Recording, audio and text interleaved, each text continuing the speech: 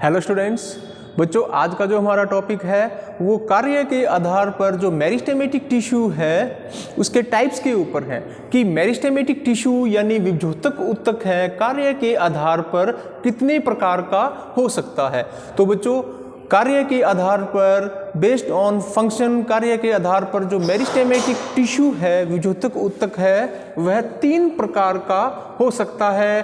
First is protoderm, second is procambium and third is ground meristem. Ground meristem को भर्ण ऊतक के नाम से भी जाना जाता है, प्रोकैम्बियम को प्राक एधा के रूप में भी जाना जाता है।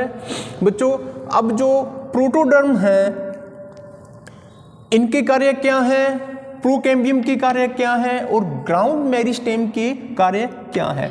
तीनों ही क्या है, मेरिस्टेमेटिक टिश्यू है। मेरिस्टेमेटिक टिश्यू यहाँ मैं रिपीट कर देता हूँ कि immature and undifferentiated group of sales also called is meristematic tissue. एक अविभेदित और अपरिपक्व कोशिकाओं का एक समूह है जो कि मेरिस्टेम कहलाता है, विभ्योतक कहलाता है। और विभ्योतक जब फंक्शनल होता है, जब कार्य करता है तो उसके अलग अलग कार्य हो सकते हैं। ठीक है, तो यहाँ आप देखो सबसे पहले अपनी बात करते हैं प्रोटोडर्म की। तो प्रोटोडर्म प्रकार के जो मेरिस्टेमेटिक टिश्यू हैं,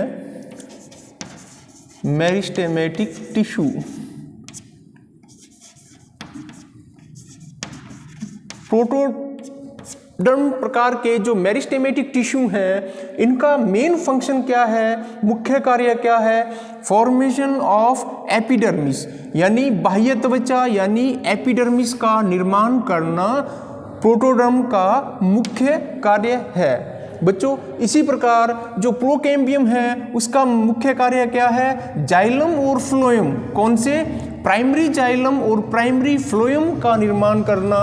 इसी प्रकार जो ग्राउंड मेरिस्टेम है जो कि एक प्लांट बॉडी में सबसे अधिक मात्रा में पाया जाता है, formation of hypodermis, cortex, endodermis, pericycle, pith, medullary rays, ये जो टिश्यू हैं इनकी फॉर्मेशन करना। लेकिन इससे पहले ये थी फंक्शन की बात, लेकिन ये जो टिश्यू हैं जैसे एपिडर्मिस, जैसे हाइपोडर्मिस, जैसे कॉर्टेक्स, पेरिसाइकिल, एंडोडर्मिस, पिथ, जाइलम, फ्लोएम, एक प्लांट बॉडी के अंदर इनकी पोजीशन क्या है, इनकी स्थिति क्या है, उसके बारे में थोड़ा बहुत देख लेते हैं। तो ये आपके सामने एक ट्रांसवर्स सेक्शन है, ये आपके सामने एक ट्रांसवर्स सेक्शन है, अनुप्रस्थ काट है।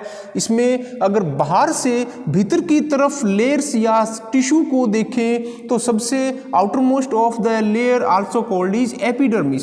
सबसे बाहर की तरफ जो लेयर होती हैं वो क्या कहलाती हैं, एपिडर्मिस कहलाती हैं।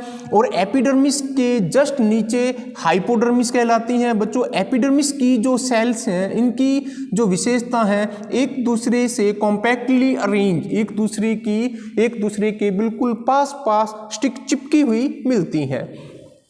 जस्ट हाइपोडर्मिस के नीचे जो लेयर मिलती हैं, सिंगल लेयर मिलती हैं, वो क्या कहलाती है, हाइपोडर्मिस। और हाइपोडर्मिस के नीचे जो लेयर मिलती हैं जो कि मोर देन 2 लेयर्स, 2 से अधिक परतें मिलती हैं, उसको अपने कॉर्टेक्स बोलते हैं। और कॉर्टेक्स की विशेषता क्या है, कॉर्टेक्स जो टिश्यू है इसकी विशेषता क्या है कि intercellular space, presence of intercellular space, 2 कोशिकाओं के बीच में पाए जाने वाला जो अवकाश है इंटरसेलुलर स्पेस उसको बोलते हैं। कॉर्टेक्स के बाद जो टिश्यू आता है वो है एंडोडर्मिस। एंडोडर्मिस के जस्ट नीचे फिर पेरिसाइकिल, ये वाली रिंग जो है पेरिसाइकिल लेयर है, यानी एंडोडर्मिस है पेरिसाइकिल को घिरे हुए रहता है। ठीक है, अब यहाँ पर पेरिसाइकिल के नीचे वेस्कुलर टिश्यू या वेस्कुलर बंडल आते हैं जिनको संवहन ऊतक बोलते हैं। वेस्कुलर टिश्यू जब शब्द आ जाए तो इसका मतलब है xylem and phloem. Vascular tissue जब आ जाए तो इसका मतलब है जाइलम एंड फ्लोएम।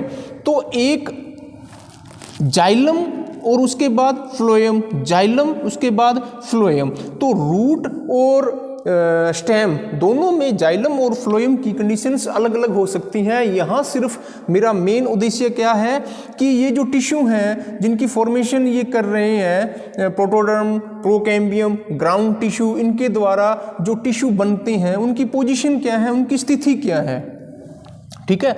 और सबसे बीच में क्या है, पित्त। तो बच्चों प्रोटोडर्म जब फंक्शनल होता है तो ये क्या करता है कि फॉर्मेशन ऑफ एपिडर्मिस, तो ये क्या करता है, एपिडर्मिस या बाह्य त्वचा या एपिडर्मिस से जुड़े हुए जो अंग हैं उनका निर्माण करता है। और एक एपिडर्मिस की पोजीशन कहाँ है, सबसे बाहर की तरफ, आउटर मोस्ट लेयर। इसी प्रकार प्रोकैम्बियम का काम क्या है, इसका मुख्य कार्य क्या है, formation of primary xylem and secondary primary xylem and primary phloem. अब प्राइमरी जाइलम और फ्लोएम कहाँ पर है, ये देखो सबसे सेंटर में, जिनको वैस्कुलर बंडल्स भी बोलते हैं, वैस्कुलर टिश्यू भी बोलते हैं। तो ये वाले जो जाइलम और फ्लोएम हैं इनका निर्माण, इनकी फॉर्मेशन कौन सा टिश्यू करता है, प्रोकैम्बियम मेरिस्टेमेटिक टिश्यू। बच्चों इसकी जो सेल्स हैं वे लॉन्ग इन साइज, कैसी होती हैं, लंबी होती हैं।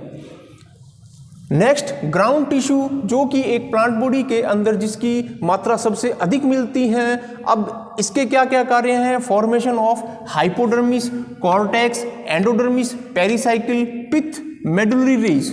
अब डायग्राम के अंदर देखो एपिडर्मिस के जस्ट नीचे हाइपोडर्मिस की फॉर्मेशन कौन कर रहा है, ग्राउंड मेरिस्टेम। और हाइपोडर्मिस के जस्ट नीचे कॉर्टेक्स, एंडोडर्मिस, पेरिसाइकिल, पित्त। और जो जाइलम और फ्लोएम के बीच में मिलने वाली जो मेडुलरी रेज हैं, जिनको मज्जा रश्मियां भी बोलते हैं, मज्जा किरणें भी बोलते हैं, इनका जो निर्माण है वो ग्राउंड मेरिस्टेम या इसको बोलेंगे ग्राउंड मेरिस्टेम मेरिस्टेमेटिक टिश्यू ही करता है। तो बच्चों ये था कार्य के आधार पर जो मेरिस्टेमेटिक टिश्यू है वो 3 प्रकार से हो सकता है, प्रोटोडर्म, प्रोकैम्बियम और ग्राउंड टिश्यू। और जब ये फंक्शनल होते हैं तो इनके ये मुख्य कार्य आपके सामने हैं।